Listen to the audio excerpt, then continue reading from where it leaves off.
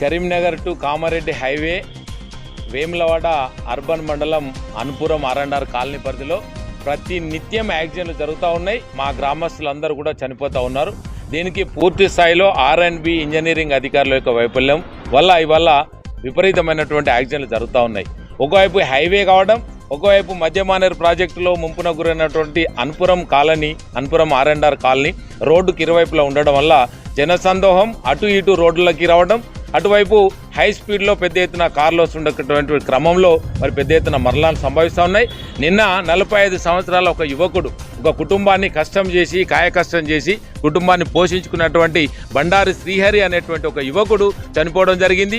మొన్న వేములవాడకు వచ్చినటువంటి భక్తులు ఇద్దరు కాళ్ళు ఇరిగిపోవడం జరిగింది. అంతకుముందు గ్రామస్తులు 2-3 కాళ్ళు ఇరిగినాయి. ఇట్లా ప్రతి నిత్యం యాక్సిడెంట్లు జరుగుతూ ఉన్నాయి. కనుక దీన్ని వెంటనే సేఫ్టీ మేజర్స్ తీసుకోవాలి.